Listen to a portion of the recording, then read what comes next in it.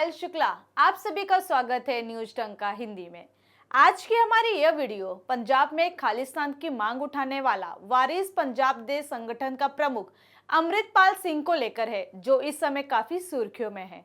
आखिर अब ऐसा क्या हुआ कि जिसके चलते अमृतपाल पर शिकंजा कसना जरूरी हो गया है, आइए जानते हैं। वारिस पंजाब दे के प्रमुख अमृतपाल सिंह की मुश्किलें बढ़ती जा रही हैं। अमृतपाल सिंह को अब भगोड़ा घोषित कर दिया गया है। दरअसल शनिवार को अमृतपाल सिंह को गिरफ्तार करने की कोशिश की गई थी, लेकिन वो पुलिस को चकमा देकर फरार हो गया था। हालांकि अमृतपाल की गिरफ्तारी को लेकर बड़ा ऑपरेशन चलाते हुए उसके 78 समर्थकों को गिरफ्तार किया गया है। अमृतपाल की गिरफ्तारी की सूचना शनिवार दोपहर में आई थी, मगर देर रात पुलिस ने बताया कि वह फरार है।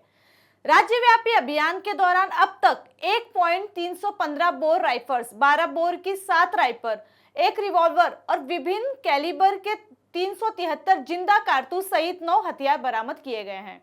साथ ही उसके फाइनेंसर दलजीत सिंह कलसी को गुरुग्राम से गिरफ्तार कर लिया गया है, जबकि उसका चाचा हरजीत सिंह, ड्राइवर हरप्रीत, गुरओजला तूफान सिंह और पपलप्रीत सिंह अभी फरार है, जबकि उसके कई बॉडीगार्ड अरेस्ट किए गए हैं। पुलिस का दावा है कि अमृतपाल को आखिरी बार मोटरसाइकिल से भागते हुए देखा गया था। बता दें कि शनिवार दोपहर पुलिस ने जालंधर की शाहकोट मलसिया रोड पर ऑपरेशन चलाया था, जहां अमृतपाल की दोनों गाड़ियां जब्त करने के साथ ही उसके सभी गनर को भी गिरफ्तार किया गया था। पुलिस ने मौके से संस्था के 7 लोगों को गिरफ्तार कर लिया है। अमृतपाल के पीछे पुलिस की करीब 60 गाड़ियां लगी थी। पुलिस को पीछे देखकर उसका ड्राइवर गाड़ी लिंक रोड की तरफ मोड़कर भगा ले गया। जालंधर और मोगा पुलिस उसके पीछे लगे रहे, लेकिन कई किलोमीटर पीछा करने के बाद भी पुलिस उसे दबोच नहीं पाई। माहौल बिगड़ने की आशंका के मद्देनजर पंजाब में रविवार दोपहर तक मोबाइल इंटरनेट सेवाएं बंद कर दी गई थी। अब इस प्रतिबंध को सोमवार दोपहर 12 बजे तक बढ़ा दिया गया है। पंजाब सरकार की तरफ से जारी आदेश में कहा गया है कि जनता के हित में पंजाब के क्षेत्रीय अधिकार क्षेत्र में सभी एसएमएस सेवाएं, बैंकिंग और मोबाइल रिचार्ज को छोड़कर और वॉइस कॉल को छोड़कर मोबाइल नेटवर्क पर प्रदान की जाने वाली सभी डोंगल सेवाएं 20 मार्च दोपहर 12 बजे तक निलंबित की गई है। तो वहीं अमृतसर, फाजिलका, मोगा, भटिंडा और मुक्तसर समेत कई जिलों में धारा 144 लागू की गई है। साथ ही हिमाचल और जम्मू कश्मीर से लगती पंजाब की सीमा को भी सील कर लिया गया है। बता दें कि आज सुबह करीब 100 प्रदर्शनकारियों ने रोड को दोनों तरफ से जाम कर दिया था। वहीं पंजाब में आज से 2 दिन के लिए सरकारी बस सेवाएं भी बंद रहेगी। सरकारी आदेश के अनुसार सोमवार और मंगलवार को पंजाब रोडवेज व पन बस की कोई बस नहीं चलेगी। यह फैसला अमृतपाल समर्थकों की ओर से तोड़फोड़ किए जाने की आशंका को देखते हुए लिया गया है। अमृतपाल सिंह के पैतृक गांव जल्लूरपुर खेड़ा में भारी संख्या में पुलिस बल व पैरामिलिट्री फोर्स को तैनात किया गया है। गांव से किसी को जाने की इजाजत नहीं है और नहीं आने की। इसके अलावा अमृतसर में आज से G20 का सम्मेलन शुरू हो रहा है, जिसको लेकर विदेशी डेलीगेट्स पहले ही अमृतसर पहुंच चुके हैं। ऐसे में सुरक्षा के कई प्रबंध किए गए हैं। अमृतसर के तमाम सड़कों पर नाकेबंदी की भी व्यवस्था की गई है। खालिस्तान समर्थक अमृतपाल सिंह के गिरफ्तार किए 4 साथियों को असम के डिब्रूगढ़ जेल में ले जाया गया है। इन चारों पर नेशनल सिक्योरिटी एक्ट यानी NSA एक्ट लगाया गया है। पंजाब में गिरफ्तार किए गए 4 अमृतपाल के साथियों को पंजाब की जेलों में रखना सुरक्षित नहीं था। यही वजह है कि उन्हें असम ले जाया गया। असम की जेलों को सबसे ज्यादा सुरक्षित माना जाता है। अमृतपाल के 4 साथियों को पुलिस सुबह ही चार्टर्ड प्लेन से लेकर असम के लिए रवाना हो गई। बताया जा रहा है कि अमृतपाल के खिलाफ कार्रवाई करने से पहले पंजाब के अधिकारियों ने डिब्रूगढ़ जेल का मुआयना भी किया था। बता दें कि पंजाब की सुरक्षा व्यवस्था को चुनौती देने वाले वारिस पंजाब दे के प्रमुख अमृतपाल सिंह की घेराबंदी की तैयारी 2 मार्च को पंजाब के मुख्यमंत्री भगवंत मान और केंद्रीय गृह मंत्री अमित शाह की दिल्ली में मुलाकात के बाद ही शुरू हो गई थी। दोनों नेताओं में करीब 40 मिनट तक बातचीत हुई थी। बैठक के बाद भगवंत मान ने बताया था कि पंजाब की कानून व्यवस्था को लेकर केंद्र और राज्य मिलकर काम करेगी। तभी से कयास लगाए जा रहे थे कि अमृतपाल सिंह पर शिकंजा कसा जा सकता है। अजनाला कांड के बाद सीएम के शाह से मुलाकात काफी अहम थी। करीब 40 मिनट की इस मुलाकात के दौरान मुख्यमंत्री ने गृह मंत्री को सीमा पार से नशे और हथियारों की सप्लाई के लिए ड्रोन के इस्तेमाल के बारे में भी जानकारी दी थी। 23 फरवरी को अजनाला थाने पर अमृतपाल व उसके समर्थकों के हमले की घटना के बाद से ही बड़ी कार्रवाई की मांग उठ रही थी। विपक्षी दल मान सरकार को लगातार निशाने पर ले रहे थे। अमृतपाल सिंह पर कार्रवाई के लिए पंजाब सरकार ने पूरे 22 दिन लगाए। इस दौरान उसकी हर गतिविधि पर पैनी नजर रखी गई थी। दरअसल 23 फरवरी की घटना के बाद से ही अमृतपाल सिंह पूरे पंजाब में घूम घूम कर भड़काऊ बयान दे रहे थे। उसने केंद्रीय गृह मंत्री अमित शाह तक को धमकी दे डाली थी। अमृतपाल ने कहा था कि शाह का हाल भी पूर्व प्रधानमंत्री इंदिरा गांधी जैसे ही होगा। 1984 में इंदिरा गांधी की उनके अंगरक्षकों ने गोली मारकर हत्या कर दी थी। उसने यह भी कहा था कि पूर्व प्रधानमंत्री इंदिरा गांधी ने खालिस्तान पर आपत्ति जताने की कीमत चुकाई और पीएम मोदी, गृह मंत्री अमित शाह और पंजाब के सीएम भगवत सहित मौजूदा नेतृत्व उन्हें खालिस्तान की मांग करने से नहीं रोक सकते। वहीं गृह मंत्री अमित शाह ने कुछ दिन पहले ही कहा था कि पंजाब में खालिस्तान समर्थकों पर हमारी कड़ी नजर है, जिसके बाद आखिरकार अमृतपाल पर बड़ा एक्शन लिया गया। चर्चा में कब आया अमृतपाल, आपको बताते हैं। दरअसल रूपनगर जिले के चमकौर साहिबा के वरिंदर सिंह ने लवप्रीत सिंह व अमृतपाल समेत उसके 30 समर्थकों पर अपहरण व मारपीट की शिकायत दर्ज कराई थी, जिसके बाद लवप्रीत व एक अन्य आरोपी को गिरफ्तार कर लिया गया था। एक अन्य आरोपी को तो पुलिस ने पहले ही रिहा कर दिया था, लेकिन लवप्रीत को रिहा करने के लिए अमृतपाल ने थाने के बाहर धरने की चेतावनी दी।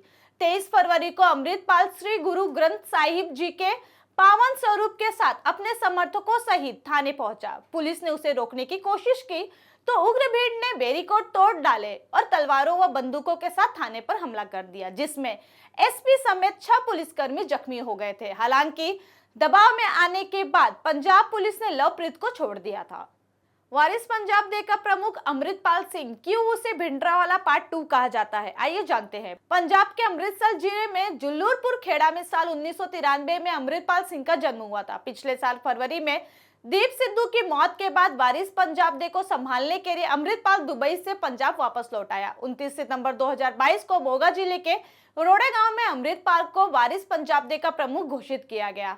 वारिस पंजाब डे संगठन को पंजाबी अभिनेता संदीप सिंह उर्फ दीपू सिद्धू ने सितंबर 2021 में बनाया था। दीप सिद्धू 26 जनवरी 2021 को लाल किले पर हुए उपद्रव के मामले में प्रमुख आरोपी था। इस संगठन का मकसद युवाओं को सिख पंथ के रास्ते पर लाना और पंजाब को जगाना था। इस संगठन के एक मकसद पर विवाद भी है, वह है पंजाब की आजादी के लिए लड़ाई। सोशल मीडिया एक्टिविटी से पता चलता है कि अमृतपाल पिछले 5 सालों से सिखों से संबंधित मुद्दों पर मुखर होकर बोल रहा है। वह 3 कृषि कानूनों के खिलाफ किसानों के आंदोलनों का भी हिस्सा बना, खासकर दीप सिद्धू से जुड़े आंदोलन का।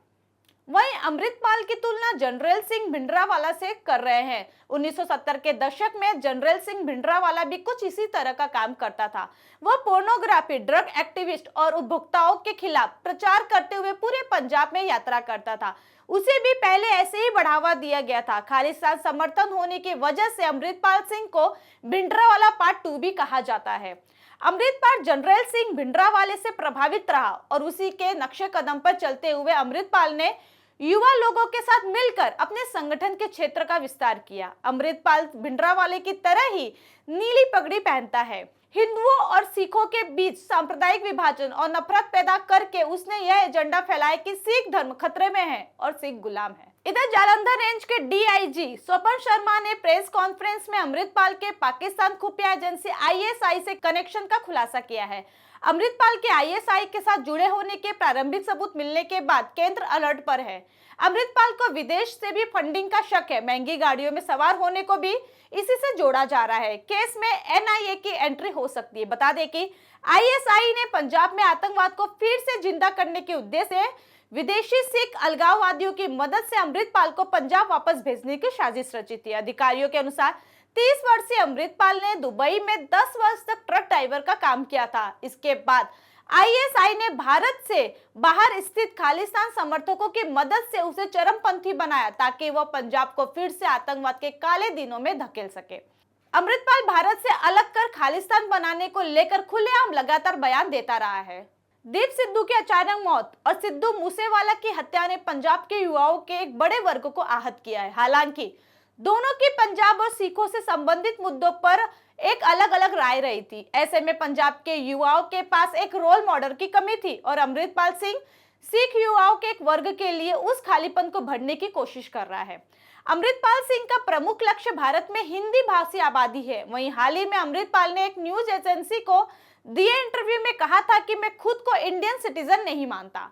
अमृतपाल के खिलाफ चलाए गए ऑपरेशन से पूरे पंजाब में हड़कंप मच गया है। खालिस्तान समर्थक हड़ताल कर रहे हैं, धरना दे रहे हैं, निहंगों ने भी तलवारें उठा ली हैं, कई हाईवे बंद कर दिए गए हैं। पंजाब पुलिस ने खालिस्तान समर्थक अमृतपाल सिंह को पकड़ने के लिए ऑपरेशन अमृतपाल तैयार किया है।